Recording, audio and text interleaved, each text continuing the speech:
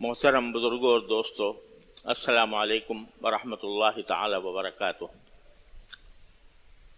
یہ سورہ حجرات کی آیت ہے جو میں نے آپ کے سامنے ابھی تلاوت کی ہے، اور کافی عرصے سے سورہ حجرات کی ان آیات کے بارے میں کچھ گزارشات آپ حضرات کی خدمت میں پیش کرتا رہا ہوں۔ جو ہدایات اللہ تبارک و تعالی نے اس صورت میں ہم سب کو عطا فرمائی ہے،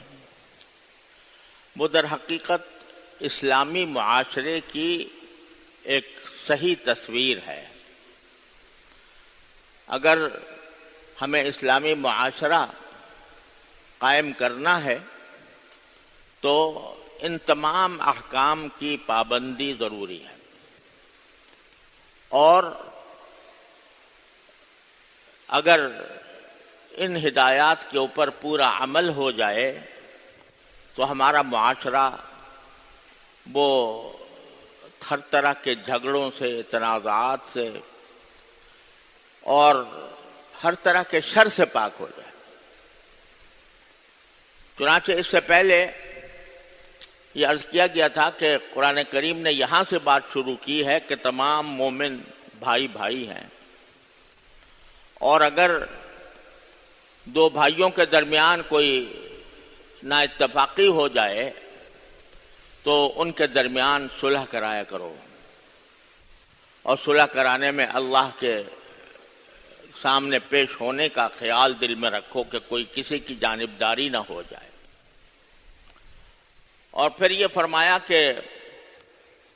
تم کوئی ایک دوسرے کا مذاق نہ اڑایا کرو، اور یہ فرمایا کہ ایک دوسرے کو طعنے نہ دیا کرو، اور ایک دوسرے کو برے نام سے یاد نہ کیا کرو، اس کا نام بگاڑ کر نہ لیا کرو، اور پھر یہ فرمایا کہ بدگمانی سے بچو۔ کسی کے بارے میں جب تک کسی بات کی مکمل تحقیق نہ ہو جائے تو دل میں یہ خیال نہ پکاؤ کہ وہ اس برائی میں مبتلا ہے، بلکہ حتی الامکان ہر مسلمان سے خوشگمان رہو، حسن ظن سے کام لو۔ اور پھر فرمایا کہ بلا تجسسوا، ایک دوسرے کی ٹوہ میں نہ لگا کرو، یعنی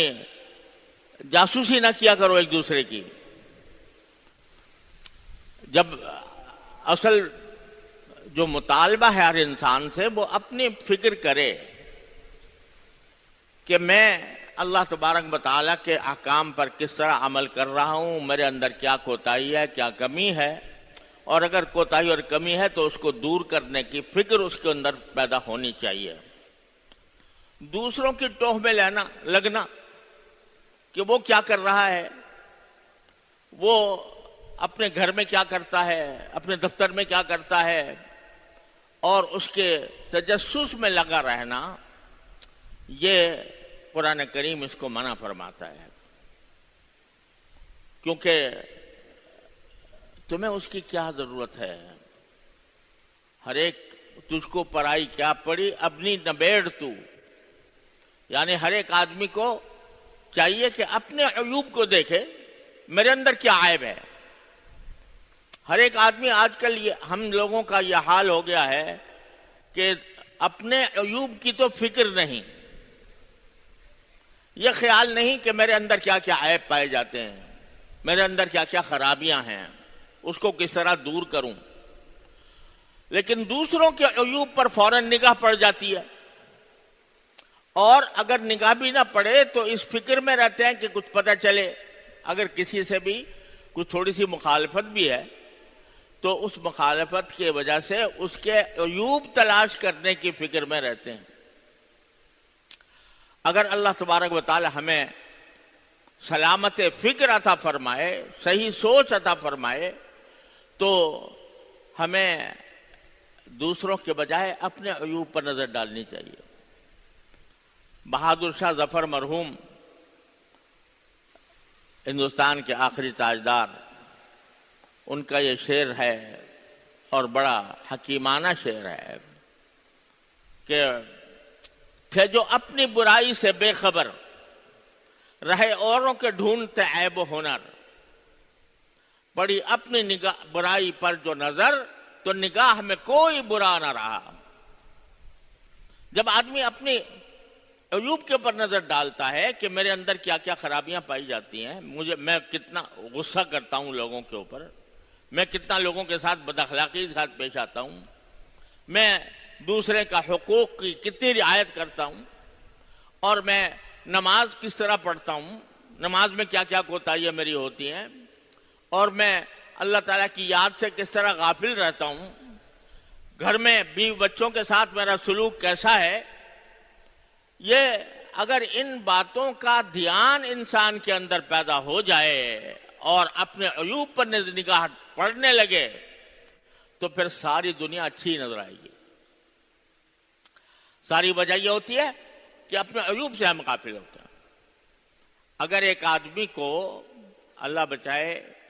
کوئی شدید بیماری لاحق ہو، گردے کی، جگر کی، اللہ بچائے کوئی خطرناک قسم کی بیماری لاحق ہو،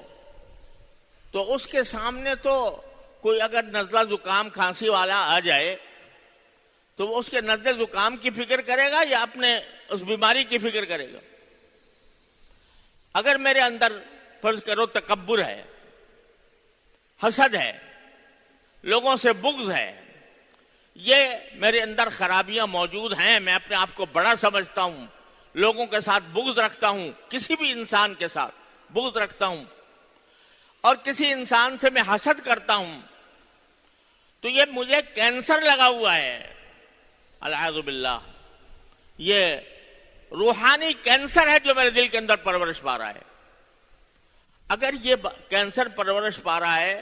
اور دوسرا آدمی کے اندر کوئی برائی تمہیں نظر آ گئی تو اس کی فکر کرو گے یا اپنے کینسر کو دور کرنے کی فکر کرو گے؟ اس واسطے ہر ایک انسان کو یہ چاہیے کہ اپنی فکر کرے۔ قرآن کریم فرماتا ہے یا ایھا الذین آمنوا علیکم انفسکم لا یضرکم من ضل اذا اہتدیتم، اے ایمان والو اپنی خبر لو، اپنی فکر کرو، تم کیسے ہو؟ تمہیں جب قبر میں جاؤ گے اور اللہ تعالیٰ کے سامنے پیش ہوگے تو تمہارا کیا حال ہوگا؟ اپنی فکر کرو۔ اگر کوئی گمراہ ہو رہا ہے تو اس کی گمراہی تمہیں نقصان نہیں پہنچائے گی۔ لا یضرکم من ضل اذا اہتدیتم، اگر تم صحیح راستے پر ہو تو دوسرا آدمی اگر غلط راستے پر جا رہا ہے تو اس کی برائی تمہیں، گمراہی تمہیں نقصان نہیں پہنچائے گی، بشرطے کہ تم نے اپنا فریضہ ادا کر دیا۔ تو یہ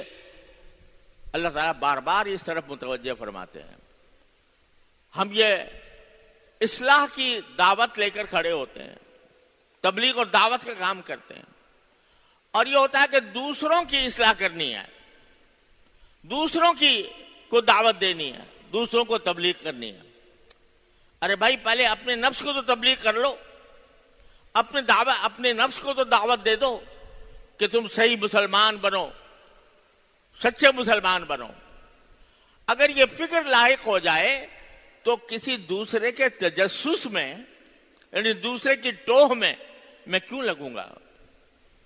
میں کیا وہ جانے، اس کا اللہ جانے، میں اس کے تجسس میں لگ کر اس کے عیوب ڈھونڈنے کی فکر کروں کہ بھئی یہ تنہائی میں کیا کرتا ہے اور دفتر میں کیا کرتا ہے اور اس کا سلوک کیسا ہے اور اس کی تنخواہ کتنی ملتی ہے، وہ پتہ نہیں حلال طریقے سے آ رہی ہے حرام طریقے سے آ رہی ہے، اس فکر میں کیوں پڑوں؟ میں جبکہ خود عیوب کا پلندہ ہوں۔ اس واسطے قرآن کہتا ہے لا تجسسوا، تم ایک دوسرے کی ٹوہ میں نہ لگا کرو۔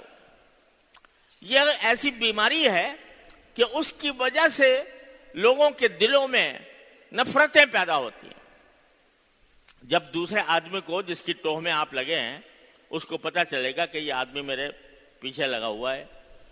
میرا راز معلوم کرنا چاہتا ہے، میری خفیہ امور کے تجسس میں لگا ہوا ہے تو اس کے دل پہ کیا گزرے گی؟ وہ ظاہر ہے تمہارے سے اس کے اندر ایک نفرت پیدا ہوگی. تو یہ نفرتیں پیدا کرنے والی چیز ہے تجسس، اس لیے قرآن نے اس کو منع فرمایا. البتہ یہ عام مسلمانوں کے لیے یہ حکم ہے، لیکن اگر فرض کرو کوئی شخص کسی ملک کا حاکم ہے، حکمران ہے، اور اس کے ذمے صرف اپنی ذات نہیں ہے بلکہ پوری رعایا اور تمام عوام کی دیکھ بھال بھی اس کا فریضہ ہے، تو اس کو بقدر ضرورت تجسس کی اجازت ہے. اگر فرض کرو یعنی ایک اندیشہ ہے کہ فلاں شخص کسی جرم کا ارتکاب کرے گا، تو اس جرم کا ارتکاب روکنے کے لیے اگر کوئی سرکاری کارندہ اس کی تجسس کرے کہ یہ کس وقت کیا کر رہا ہے